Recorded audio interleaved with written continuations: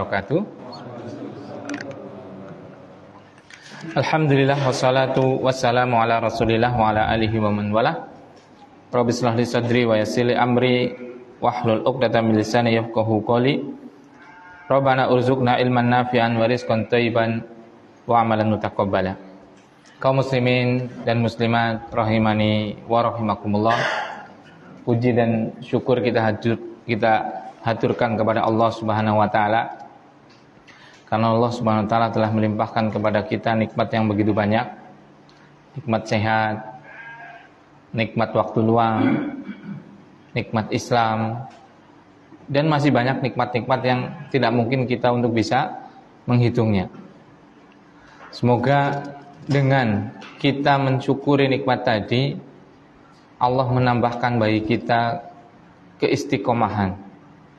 Allahumma amin. Allah menambahkan bagi kita ilmu yang bermanfaat.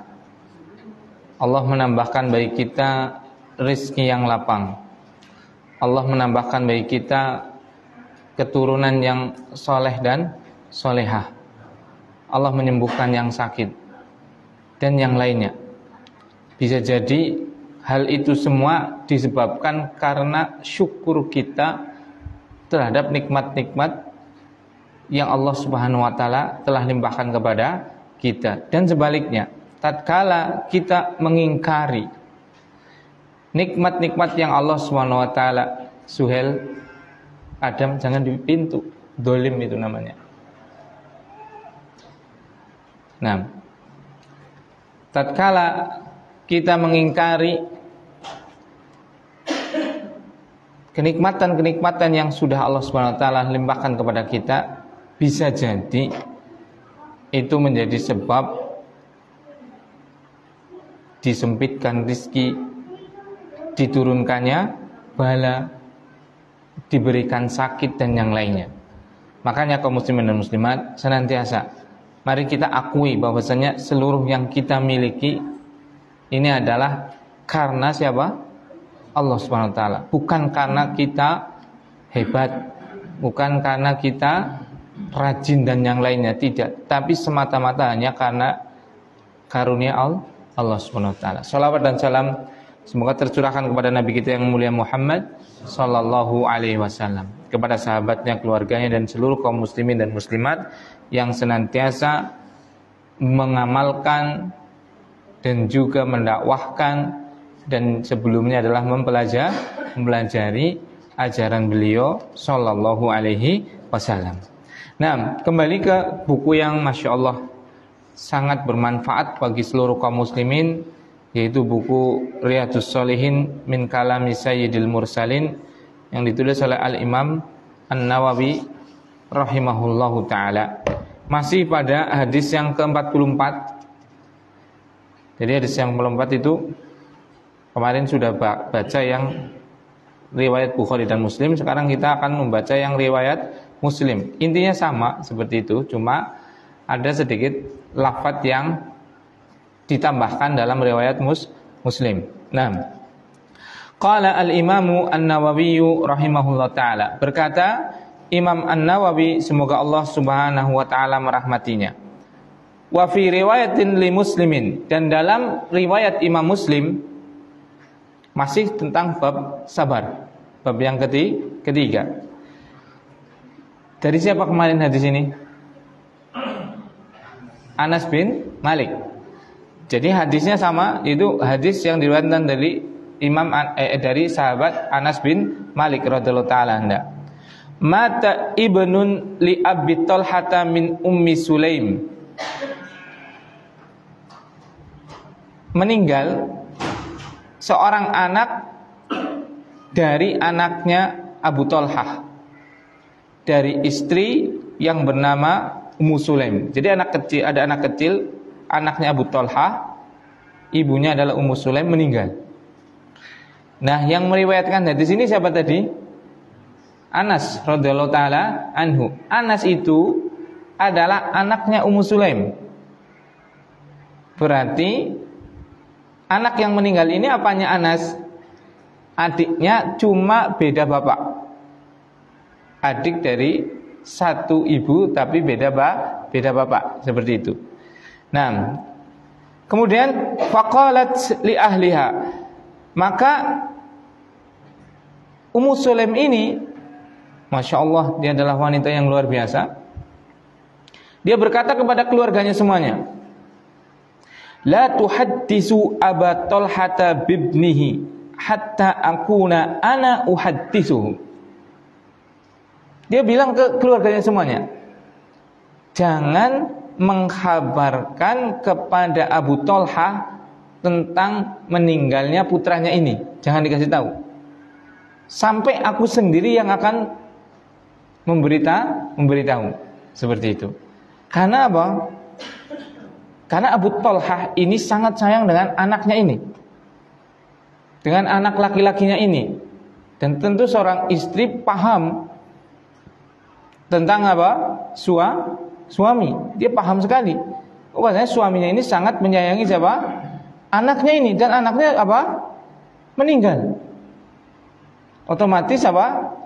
Kalau dikabarkan tidak dengan cara yang baik, bisa menyebabkan kesedihan atau bisa jadi shock. Kan seperti itu. Makanya di sini Masya Allah, bagaimana cerdasnya, bagaimana cerdiknya seorang istri, yaitu Ummu Sulaim ini. Makanya hendaknya barakallahu fikum, para ibu-ibu, para istri seperti itu, pandai-pandailah kita, pandai-pandailah jenengan untuk senantiasa menjaga kejiwaan suami. Maksudnya untuk selalu menjaga agar suami kita apa? Bahagia. Jangan membuat sedih suami. Apalagi sampai berani terhadap suami, itu sudah alamat itu. Alamat apa? Tidak ada keberkahan di dalam suatu rumah tangga. Gak akan ada keberkahan walaupun kaya. Apalagi miskin. Lebih-lebih lagi, udah miskin gak ada keberkahan. Kaya pun kalau seandainya seorang istri berani sama suami, tidak akan ada keberkahan. Tidak akan pernah. Kenapa? Karena Rasulullah SAW bersabda, lau kuntu amiran li ahadin an yasjuda ahadan la amartun nisaa an tasjuda li zaujiha. Kalau seandainya saya diizinkan oleh Allah Subhanahu wa taala untuk memerintahkan manusia sujud kepada manusia, itu akan saya perintahkan seorang istri untuk sujud kepada siapa? Suami. Berarti dari hadis ini barakallahu fikum, kedudukan suami itu luar biasa tingginya. Sangat tinggi, bahkan lebih tinggi daripada kedudukan bapak ibunya istri tadi. Lebih tinggi dari kedudukannya siapa? Bapak ibunya istri tadi. Jadi seorang wanita tatkala belum nikah, hormatnya yang paling tinggi adalah kepada ibunya. Kemudian kepada ibunya. Kemudian kepada ibunya, kemudian kepada bapaknya. Tatkala sudah nikah, dia harus lebih menghormati siapa? Suaminya, baru ibunya, baru bapaknya. Seperti itu. Makanya ini perintah yang sangat agung. Seandainya ini dilanggar, sudah tidak ada keberkahan dalam rumah tangga tersebut. Makanya barakallahu fikum, seorang istri harus betul-betul berkhidmat di dalam berbakti kepada seorang suami. Makanya Masya Allah, suami istri itu diringankan ibadahnya. Kata Rasulullah SAW, laukan ida sholat khamsaha, kalau seorang wanita sholat 5 waktu saja, wasamat syahruha, kemudian puasa cuma sebulan saja, berarti mung sholatnya mung subuh, duhur, asar, maghrib, isya, wis, ora tu tahajud, ora tu witir, ora tu duha, ora tu qobliyah, ora tu ba'diyah, cuma 5 waktu itu. Dan puasanya cuma sebulan. Orang tahu puasa Senin, Kamis, orang tahu Muharram, orang tahu tidak pernah puasa kecuali puasa apa? Ramadan. Wa hasanat farja, dan dia menjaga kemaluannya. wa ata'at zaujaha, kemudian dia taat pada suaminya. Berapa hal? 4 saja ini. Cukup seorang suami istri itu sholat 5 waktu saja, 5 kali wajib. Puasa cuma Ramadan saja. Kemudian menjaga kemaluannya, menjaga kesuciannya. Kemudian taat suami sudah. Apa kata Rasulullah SAW? Kilat laha, dikatakan kepada perempuan ini, udkhuli al jannata min ayyi abwabin syi'ti, masuklah kamu ke surga dari pintu manapun yang kalian kehendaki. Masya Allah, barakallahu fikum. Itu makanya saya mewasiatkan kepada para kaum muslimat, kepada ibu-ibu, betul-betul serius dalam hal ini. Kalau tidak, bisa jadi itu adalah neraka kita, nerakanya jenengan. Cukup dengan 4 ini, dijamin oleh Rasul SAW, ibu-ibu, mbak-mbak itu pasti masuk surga. Dan jaminannya nggak sembahyang masuk surga, milih lewat pintu mana. Masya Allah, barakallahu fikum. Makanya dari sini barakallahu fikum, carilah surga lewat berbakti kepada suami. Barakallahu fikum. Nah, makanya di sini ini contoh siapa? Para muslimah yang sangat soleha. Siapa orang yang paling soleha? Sahabat Nabi. Terutama siapa? Istri-istri para Nabi radhiyallahu taala anhunna ajmain. Semoga Allah meridai mereka semuanya. Ini contohnya ada Ummu Sulaim. Bagaimana beliau itu sudah memang niatnya untuk beribadah di dalam pengabdian kepada suami, sampai untuk memberitahukan kabar aja, Masya Allah, memilih momen yang sangat tepat dan menggunakan cara yang sangat luar biasa. Kita baca caranya ini. Faja'a, kemudian Abu Talha ini datang. Apakah Ummu Sulaim langsung memberitahukan kabar atas meninggalnya putranya? Tidak. Apa yang dilakukan Ummu Sulaim? Lihat di sini. Faqarrabat ilaihi asya. Maka karena suaminya datang, langsung oleh istrinya apa? Disediakan apa? Makan malam. Masya Allah. Itu. Ini gambaran wanita ahli surga, dan memang ahli surga para sahabat itu. Suaminya datang dari luar, segera sediakan minum dan makan. Walaupun mungkin mereka belum mau makan. Intinya apa? Kita sudah menyiapkannya. Siapkan itu. Karena suami itu berat. Suami itu berat banget. Mereka itu, suami itu menanggung dunia dan akhiratnya anak dan istri. Bukan cuma mengandung nafkah loh. Kalau menanggung nafkah itu ya berat sih berat, tapi nggak seberat kalau menanggung apa? Surga dan neraka. Tanggung jawab itu lebih berat itu. Dia dituntut untuk menafkahi. Dia dituntut untuk memberikan tempat tinggal. Dia dituntut untuk memberikan pakaian. Dia dituntut untuk memberikan makan. Dia dituntut untuk memberikan pendidikan. Dia dituntut, semuanya dituntut suami itu. Makanya apa? Istrinya itu suruh dia betul-betul mentaati. Nanti suaminya harus betul-betul apa? Memenuhi. Terjadi harmonisasi dalam rumah tangga. Tapi wis kesel-kesel, tugasnya apa? Balik ngumah bocah jerumut, burung padadus, wedang langka, sega urung mateng, sing lanang lagi sing wadon lagi Facebookan apa HP ya, astagfirullahaladzim. Ribut jelas lah.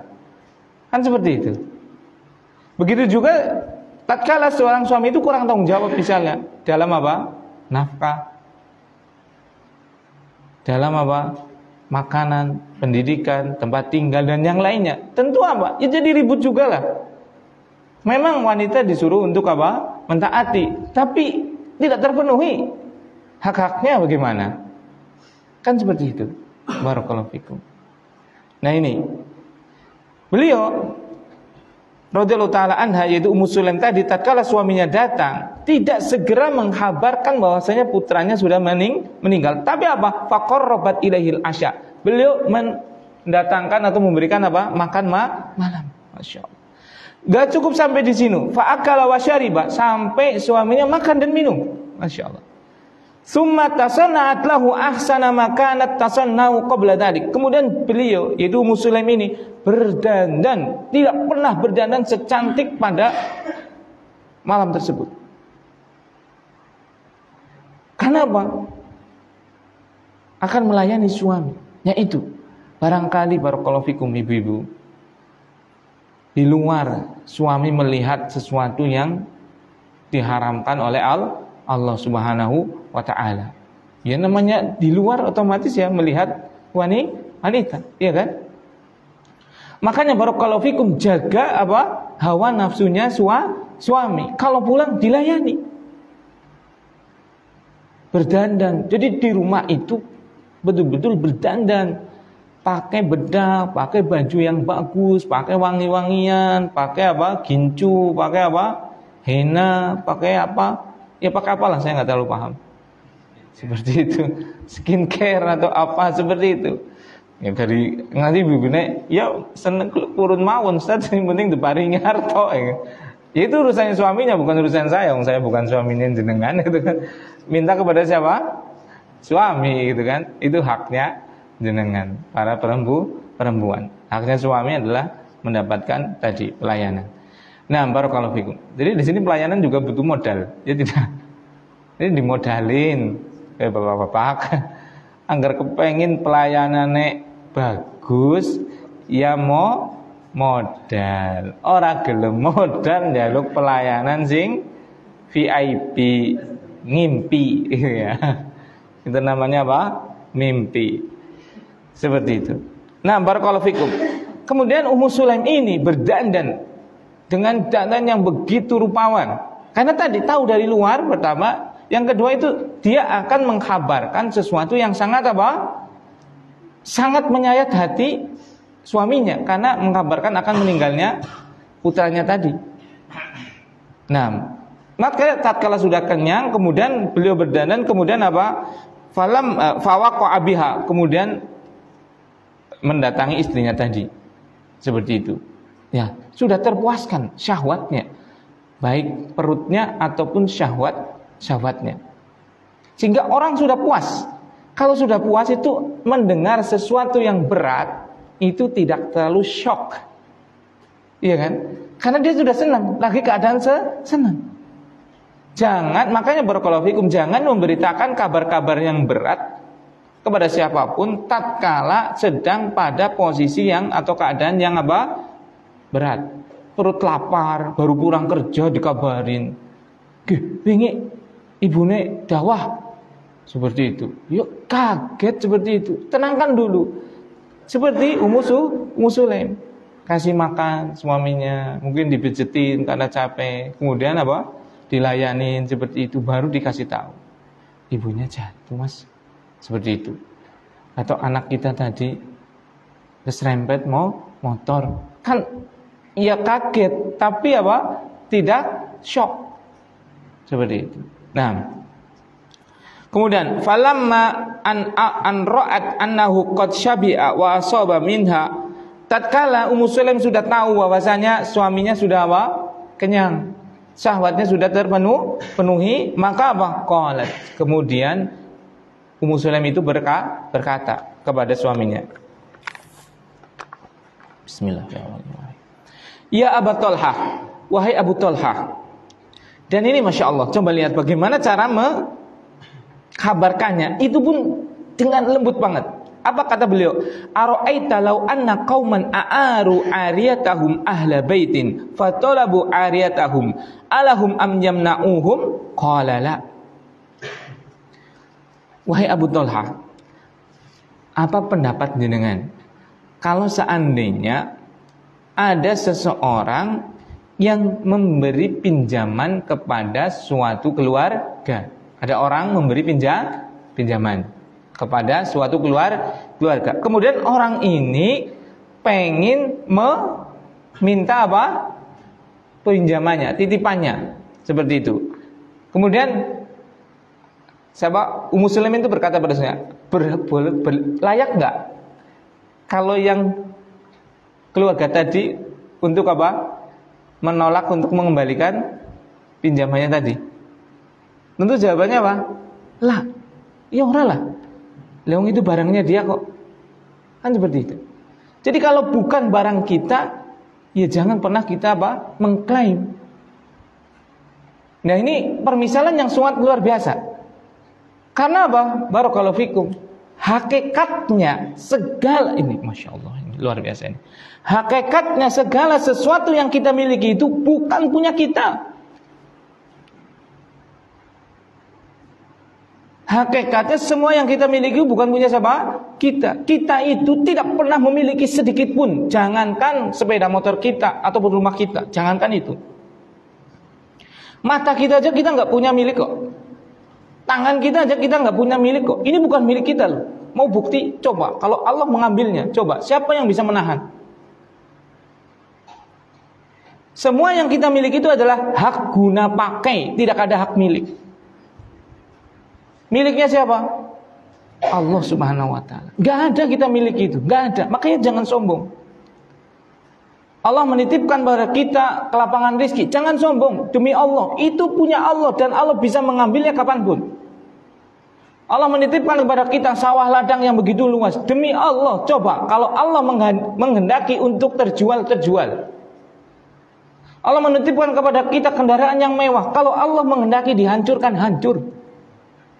Bahkan lebih dari itu, diri kita, tangan kita, mata kita, telinga kita, kaki kita, jantung kita, apapun kita, sampai pun satu yang paling berharga, yaitu nyawa kita. Kalau Allah SWT menghendaki untuk diambil, coba siapa yang bisa menolaknya?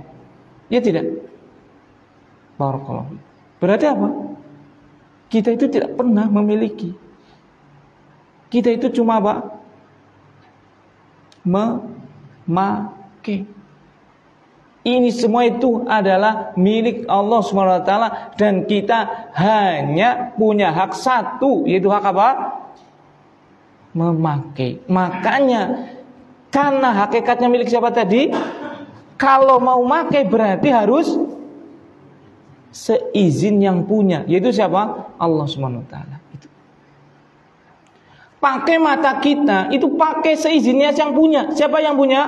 Allah. Allah mengizinkan untuk melihat dengan mata kita, tapi melihat yang apa? Baik-baik. Gak boleh melihat yang diharamkan oleh Allah SWT, aurat dan yang lainnya. Allah menitipkan kepada kita tangan, maka gunakan tangan ini untuk apa? Yang diizinkan oleh Allah SWT. Untuk apa? Bekerja yang halal. Dititipkan kepada kita mulut, dititipkan kepada kita otak, pikiran dan yang lainnya. Gunakan mulut itu untuk apa? Perkara yang diizinkan oleh siapa? Pemiliknya. Siapa yang memiliki mulut kita? Allah SWT. Gunakan mulut itu untuk kebaikan. Sampai pun apa? Barakallahu fikum.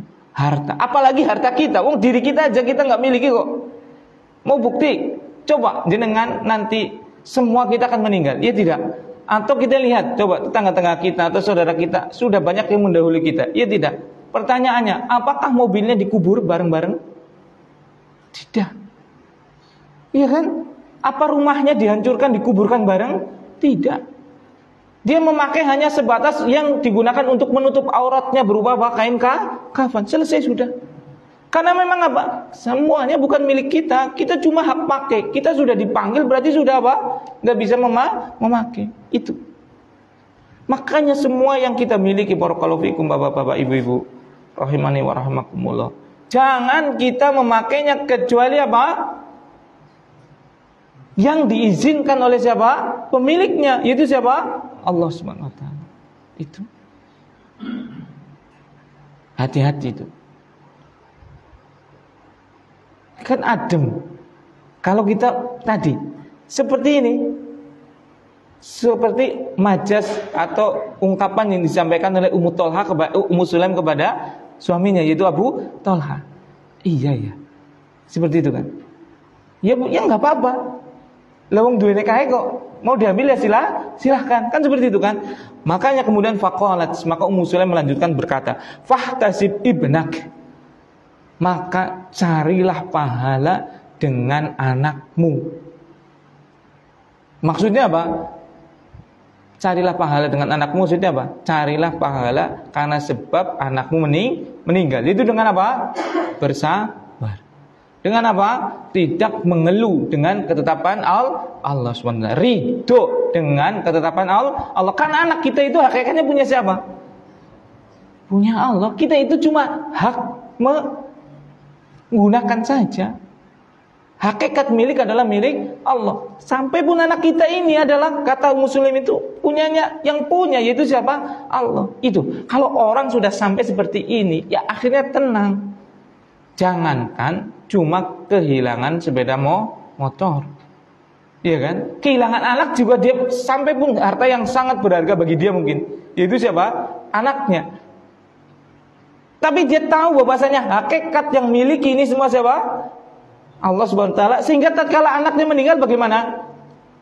Ya sedih-sedih, tapi apa? Tidak menjadikan kesedihan itu apa? Mencaci maki ketetapan Allah Subhanahu wa taala atau menyalahkan yang lain. Ya memang sudah ketetapan Allah. Itu coba kita dalam setiap apa? Langkah kehidupan kita itu, ya kita berlatih bersama, termasuk saya. Kita meyakini bahwasanya apa? Semua yang kita miliki ini bukan milik kita, tapi milik siapa? Allah Subhanahu wa taala. Kita hanya hak guna pakai. Sehingga tatkala itu lagi tidak ada pada kita, ya kita biasa aja. Kalau Allah hendak mengambilnya, ya silakan. Karena memang itu miliknya Allah Subhanahu wa taala. Nah, qala faghadiba. Kemudian Anas melanjutkan kisahnya, faghadiba, maka Abu Thalha tetap aja, namanya manusia tetap aja marah, itu loh. Summa qala, kemudian Abu Thalha berkata, "Taraktini hatta idza talakhattu thumma akhbartini bibni." Engkau enggak cepat-cepat mengabarkan kepadaku sampai saya tadi sudah mendatangi engkau dan yang lainnya baru engkau kabarkan hal tersebut. Manusiawi. Jadi manusiawi itu. Namanya orang pasti akan marah. Pasti semua orang itu punya marah. Itu pasti. Pasti sudah. Yakin itu. Tapi barakallahu fikum, dari sini kita bisa mengambil pelajaran bahwasanya semua orang pasti akan melakukan kesalahan. Siapapun itu. Kecuali Rasul sallallahu alaihi wasallam. Sampai pun sekelas sahabat itu pernah salah. Cuma salahnya sedikit banget. Beda dengan kita yang tidak ada hari pasti sudah kita itu salah, itu pasti. Ini buktinya masih tetap marah. Padahal sudah disampaikan dengan cara yang sangat baik. Itu manusiawi berarti. Itu apa? Manusiawi. Tapi jangan sampai marah kita itu melanggar pada hak-hak. Misalnya haknya Allah, sehingga kita apa? Tidak ridho dengan ketetapan Allah, atau haknya manusia, atau haknya orang tua, atau haknya anak, atau haknya saudara, atau haknya siapapun. Seperti itu. Kalaulah sampai melanggar, ya namanya manusia. Kadang ada crash antara anak dan orang tua, antara kakak dengan adik, antara sepupu dengan sepupu, antara paman dengan keponakan. Ya manusiawi. Maka jangan dilarut-larutkan. Jangan sih usorangan hampurane. Pokoknya kalau mati orang kadang kelalen. Subhanallah, jangan. Berat di sana itu. Di akhirat itu berat. Selesaikan aja di dunia. Sebenarnya itu hanya hawa nafsu kita kok. Demi Allah, kalau kita menyelesaikannya dengan segera itu plong, seplong-plongnya. Plong. Kalau nggak diselesaikan, tetap kita akan apa? Panas terus. Yakin. Kita akan selalu apa? Panas. Kenapa? Tadi adanya permusuhan. Selesaikan. Pasti kita semua ada masalah. Pasti, siapapun itu. Ya tadi bisa antara dengan tetangga, dengan siapa? Saudara, dengan anak, dengan orang tua dan yang lainnya seperti itu. Sudah, selesaikan sudah. Kalau nggak diselesaikan, pasti akan apa? Ngedumel terus. Apa mana nek nyanding? Bojo laki misalnya. Suami istri ada masalah. Subhanallah, berat banget loh. Iya kan? Nyanding coba. Maka segera selesaikan masalah tersebut. Insya Allah akan menjadi lebih lega, kehidupan kita lebih baik, demi Allah, yakin. Kalau tidak, kita sendiri yang rugi. Gak ada yang rugi, gak ada siapapun yang rugi. Tetangga gak rugi, siapapun rugi. Yang rugi siapa? Kita sendiri. Seperti itu. Barakallahu fikum. Kemudian fantalaqa hatta ata Rasulullah sallallahu alaihi wasallam fa akhbarahu bimakana. Kemudian Abu Talha ini, Masya Allah, nih pelajaran yang bagus nih. Abu Talha marah karena istrinya nggak sempat-sempat apa memberitahu. Padahal ya nggak salah juga, sudah kayak gitu, tapi namanya manusiawi. Makanya beliau langsung apa? Pergi ke siapa? Ahli ilmu. Ke siapa? Rasulullah Sallallahu Alaihi Wasallam. Berarti apa? Wajar kita punya masalah, iya kan? Tapi apa? Selesaikan. Kalau kita tidak punya cara solusi, datangnya itu kepada orang yang punya ilmu, kepada ahli ilmu, kepada ustadz, kepada kiai, kepada ulama. Pasti diberikan solusi yang benar. Jangan dibawakan kepada siapa? Orang-orang yang nggak suka kita. Akhirnya apa? Dikomporin. Anak masalah tambah dibakar masalah kita, sehingga tambah panas. Seperti itu. Ya dasarnya kayak kata-kata. Siapa sih kaya? Iya. Ya akhirnya apa? Tambah murub gitu kan. Dasarnya buk aneh di neko buk harus nengguri neko kayak. Ibu neko kayak nggak nengguri wis kayak gitu. Anak neko kayak nengguri kayak gitu. Dan yang lainnya seperti itu. Naudzubillah. Tapi kalau ke ahli ilmu, maka pasti akan diberikan apa? Solusi. Ini para sahabat. Tapi kalau ada masalah, pasti itu akan ada masalah. Pasti atau tidak? Pasti.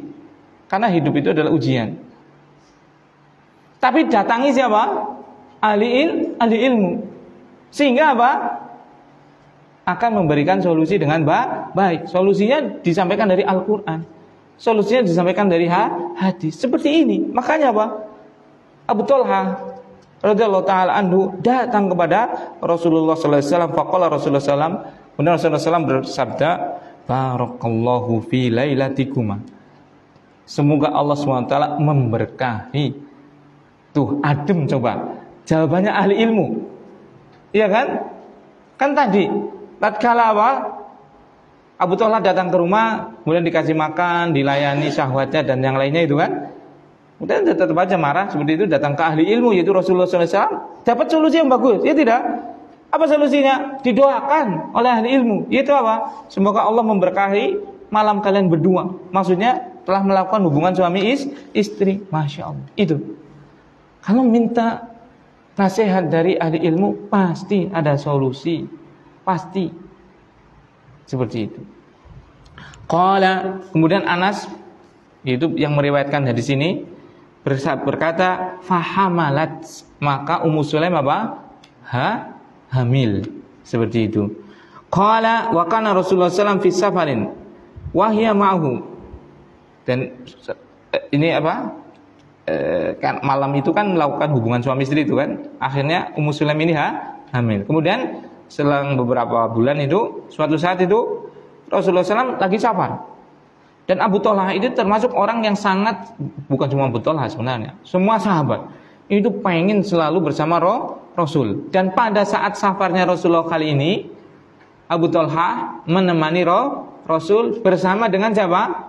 Ummu Sulaim, yaitu istrinya, seperti itu.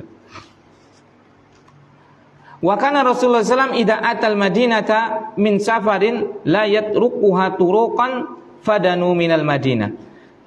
Dan kebiasaan Nabi SAW kalau sudah mau sampai ke Madinah tapi masih waktu malam, maksudnya pulangnya malam seperti itu, beliau itu nggak mau masuk ke rumah istrinya, ke rumahnya, sampai dia memberitahu dulu, khawatir apa? Mengganggu. Masya Allah, itu segitu adabnya itu, luar biasa.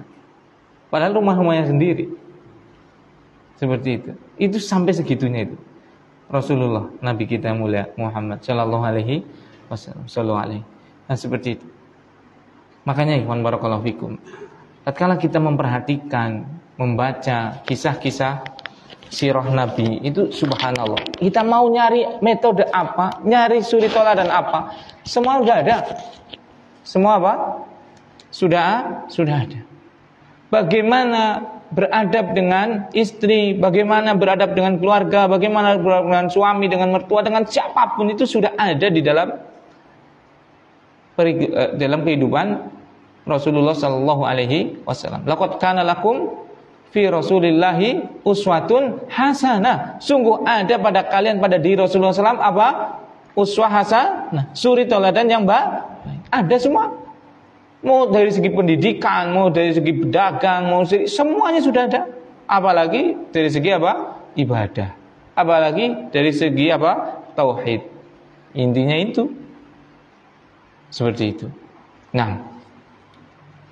Kemudian fadorobaha al-makhadu. Kemudian rasa sakit itu mengenai siapa? Ummu Sulaim. Karena dia kan lagi hamil. Kemudian rasa sakit, kalau sekarang itu namanya pembukaan. Maka dia pembukaan pada Ummu Sulaim, pegelnya bukan main. Itu luar biasa loh. Anak tidaklah istri anak itu melahirkan, pasti anak selalu bersama itu. Karena untuk tadi, untuk merasakan dan untuk menemani.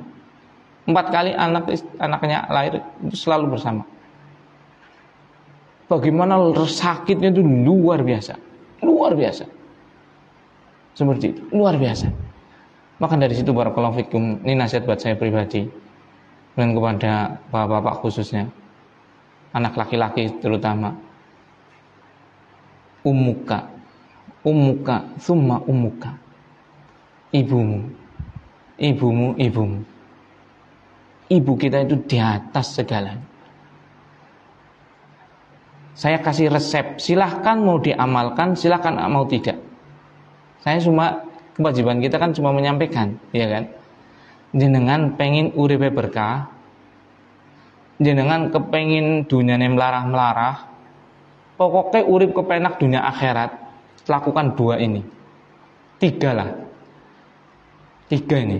Yang pertama, taat kepada Allah dan Rasulnya, itu jelas. Itu yang pertama. Cuma 3 kok ini. Yang kedua, seorang anak laki-laki sampai pun kapanpun dia, hendaknya orang tuanya yang paling ditaati dan dihormati dan dimuliakan, terutama ibunya. Siapapun keadaan dia, baik dia masih anak kecil, baik dia masih bujang, baik dia belum nikah, baik dia sudah nikah, maka ibunya nomor 1. Gak boleh dikalahkan oleh siapapun. Gak boleh. Itu pertama. Kalau mau gitu kan, saya kasih kalau mau. Itu yang kedua. Yang ketiga, seorang perempuan harus memuliakan orang tuanya tatkala belum menikah. Tatkala sudah menikah, harus mendahulukan, menghormati suaminya di atas siapapun. Itu 3 hal itu. Saya pastikan kehidupan jenengan pasti sudah berkah, yakin. 3 hal itu tadi. Taati Allah dan Rasul. Seorang laki-laki tetap menjunjung orang tua di atas segala-galanya, terutama ibunya. Seorang wanita menjunjung suaminya di atas segala-galanya, sampai pun kedua orang tuanya. Dipraktekkan, saya jamin hidup keluarga jenengan berkah, seberkah-berkahnya, yakin. Seperti itu. Barakallahu fikum. Kita lanjutkan. Kemudian, makanya di sini Rasulullah Shallallahu Alaihi Wasallam tatkala melihat Ummu Sulaim ini sakit seperti itu, kemudian suaminya, nah ini suami juga seperti itu. Jadi suami walaupun ya memang betul harus ibunya, orang tuanya didahulukan dari istrinya, tapi ya istrinya kan, masya Allah istrinya itu loh, Istrinya itu yang membersamainya dia terus. Maka pastikan bahwasanya istrinya itu tidak merasa diduakan gitu loh. Ini berat sih memang sih. Ini perkara yang berat memang. Soalnya masalahnya adalah masalah hati, ya kan? Bukan kita itu lagi tidak bermuamalah, tidak berinteraksi dengan kayu atau dengan besi itu kan. Kita itu lagi bermuamalah, berinteraksi dengan siapa? Manusia yang isinya adalah apa? Hati. Kadang aweh hari wong tua sing wong wadon merengut. Kadang hari wong wadon sing wong tua ini dan itu. Seperti itu. Makanya barakallahu fikum, pinter-pinternya seorang laki-laki. Makanya laki-laki itu pemimpin. Pemimpin itu harus bisa mengayomin semuanya. Seperti itu. Pemimpin harus bisa apa? Mengayomin semuanya. Walaupun dia dituntut untuk memuliakan orang tuanya, terutama ibunya, tetap saja di hadapan istrinya dia juga harus memastikan bahwasanya istrinya adalah orang yang begitu dicintai juga, begitu dimuliakan juga, begitu dia apa? Penuhi hak-haknya juga. Maka tidak akan bertentangan kalau seperti ini. Seperti itu, barakallahu fikum. Jadi nanti apa? Harmonis. Nah, kemudian Fahta basa alaiha Abu Thalha. Maka Abu Thalha itu izin kepada Nabi lah, karena dia tercegah untuk nggak bisa pulang bareng. Karena apa? Harus menemani apa? Istrinya sakit seperti itu. Makanya itu, barakallahu fikum, para suami itu tolong kalau istrinya itu dari agi hamil, temenin itu. Itu nyawa benar itu. Itu nyawa. Taruhannya betul-betul nyawa itu. Makanya seorang ibu itu perlu dihormati banget. Dan wanita itu tatkala suaminya mentaati ibunya, itu nggak dirugikan sama sekali. Kenapa? Dia di keluarga nanti, dia juga yang paling harus dihormati oleh siapa? Oleh siapa? Anak-anaknya. Iya kan? Berarti seorang suami harus menanamkan kepada anak-anaknya harus menghormati siapa? Ibunya dulu. Misalnya Suhel, itulah ummah dulu yang didahulukan. Ummah dulu. Seperti itu. Harus kita selaku suami menanamkan pada anak siapa? Istri kita dulu yang untuk dilayani, dihormati oleh siapa? Anak-anak kita. Jadi tatkala kita suatu perempuan, seorang istri misalnya, tahu suaminya itu memuliakan istrinya, memuliakan siapa? Ibunya, seperti itu. Jangan pernah kita apa? Cembekur itu apa? Jealous itu ya, cemburu itu ya. Kenapa? Karena suami ini tahu persis nanti dia akan apa? Mengajarkan siapa? Anak-anaknya. Siapa yang harus paling dihormati siapa? Dirinya atau ibunya? Ibunya harus. Jadi nggak ada rugi. Makanya syariat Islam itu syariat yang paling adil sudah. Seperti itu dan paling baik untuk kemaslahatan dunia dan akhirat. Barakallahu fikum. Nah, fantolak Rasulullah SAW. Kemudian Rasulullah SAW itu berjalan. Qala, kemudian Abu Thalha berkata. Kemudian Anas berkata, yaqulu Abu Thalha. Abu Thalha berkata, maksudnya dia berdoa kepada Allah. Ya Allah, innaka la ta'lamu ya Rabb annahu yu'jibuni an akhruja ma'a Rasulillah sallallahu alaihi wasallam idza kharaja wa adkhula ma'ahu idza dakhala. Wahai Tuhanku, yaitu Allah SWT, jenengan ngerti banget lah bahwasanya apa? Saya itu sangat ingin kalau Rasulullah SAW keluar, saya itu pasti kepengen keluar bareng. Maksudnya kalau pengen bepergian, saya pasti ingin bepergian bareng. Kalau pulang, ya saya pengen pulangnya bareng juga. Ini mengajarkan kepada kita apa? Jujur kita dalam setiap amal kita. Tidak perlu orang lain itu menganggap kita jujur. Allah yang paling tahu kita jujur atau tidak. Ya tidak. Makanya di sini Abu Thalha mengatakan apa? Wahai Rabbku, engkau lebih tahu dari siapapun bahwasanya apa? Aku itu sangat senang kalau aku bisa keluar bareng Nabi Shallallahu Alaihi Wasallam dan pulang juga bareng Nabi Shallallahu Alaihi Wasallam. Seperti itu kan? Tapi pada hal ini, pada perkara ini saya nggak bisa pulang bareng nih. Kenapa? Istrinya sedang mau melahirkan di jalan, seperti itu kan? Makanya beliau waqad ihtabastu bimataro. Ada yang menghalangiku ini sesuai dengan yang jenengan tahu ya Allah. Yaitu istriku sakit seperti itu. Kemudian setelah berdoa segini, ternyata tiba-tiba sahil.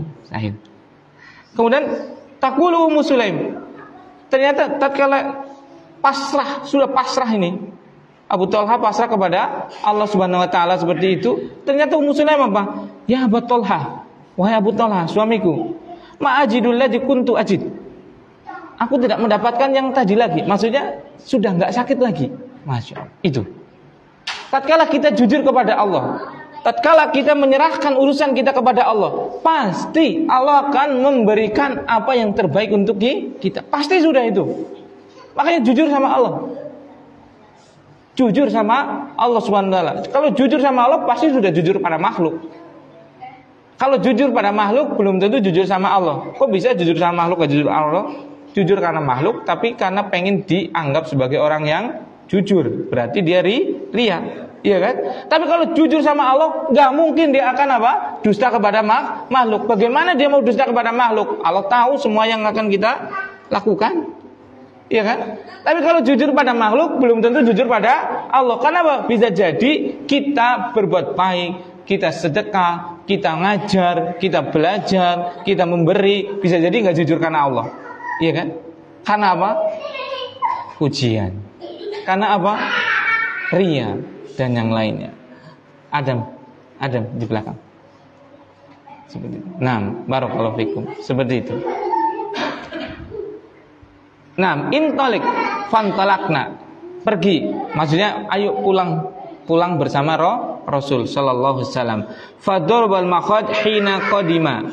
Maka rasa sakit itu sangat melukai ini. Maksudnya pembukaan 9 seperti itu. Hina qadima, tatkala sampai di Madinah. Fawaladat gulaman. Kemudian melahirkan seorang anak. Masya Allah. Seperti itu.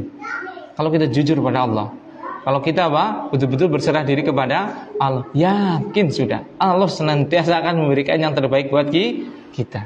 Seperti itu. Tadi kan beliau Abu Talha itu berkata, memang dia jujur kan, kepengin selalu bersama Nabi kan? Iya, Allah tahu tidak? Tahu. Sehingga apa? Ya dijabain. Kita kan sering dusta. Ya Allah, saya betul-betul nanti kalau jadi orang kaya, saya akan menjadi orang yang dermawan. Allah tahu nggak niatnya jenengan? Lebih tahu Allah daripada kita, iya kan? Buktikan sekarang, kalau pengen jadi orang dermawan nggak mesti harus tunggu kaya, iya kan? Kan bisa dengan uang 5.000 kita juga bisa dermawan, iya kan? Nggak mesti harus kaya. Lawang isi seperti baik kumet, apa maning besok suki, iya kan? Seperti itu. Orang semakin kaya itu semakin eman-eman. Kenapa? Karena semakin akeh. Kalau tidak diberi taufik oleh Allah Subhanahu wa taala. Nah. Kemudian faqalat li ummi. Kemudian ibuku, siapa ibuku? Ummu Sulaim ini berkata kepada Anas, karena Anas kan sama anak ini apa? Satu ibu beda bapak, itu kan seperti itu. Ya Anas, la yurdi'uhu ahadun hatta taghdua bihi ala Rasulullah sallallahu alaihi wasallam. Nih perhatikan nih. Pada istri-istri nih. Tuh kan anaknya paling nurut nanti. Tatkala kita membiarkan suami kita untuk taat kepada ibunya, nanti kita dikasih hadiah sama persis oleh Allah Subhanahu wa taala. Allah enggak mungkin zalim. Iya tidak? Ini wahai Anas. Siapa Anas? Anaknya Ummu Sulaim, iya kan? Jangan susui siapapun anak ini sampai didatangkan kepada Rasulullah sallallahu alaihi wasallam. Manut anaknya maring biunge. Nah itu. Bisa jadi anak kita enggak nurut kepada kita, kepada seorang ibu, kepada seorang istri. Karena apa? Karena kita melarang suami kita untuk apa? Taat kepada orang tuanya. Bisa jadi seperti itu. Karena balasan itu sesuai dengan tanduran. Iya kan? Makanya nggak ada rugi, sama sekali nggak ada rugi. Kita ngikutin syariat Islam itu nggak ada rugi sama sekali. Seperti itu.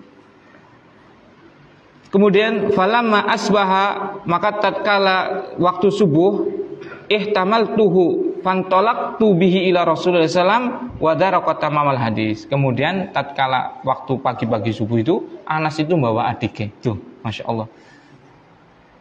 Karena dari keluarga yang harmonis akan muncul anak-anak yang akur. Ya tidak? Ini loh bocah cilik, Anas itu masih kecil loh.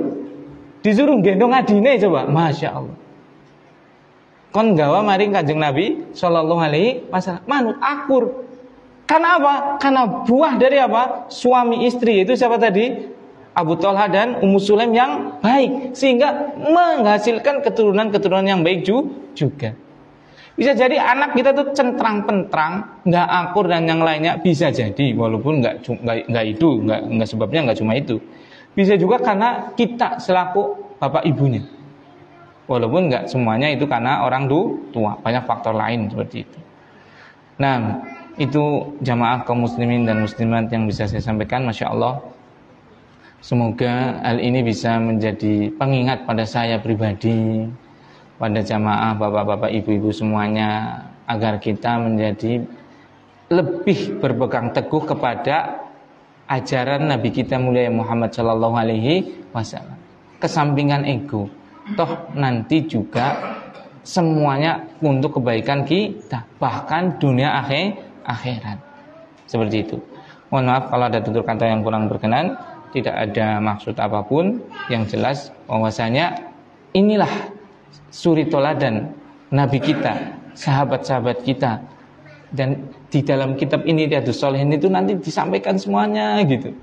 Jadi adem tatkala kita melakukan kehidupan. Ya walaupun masih urung turun udan gitu ya.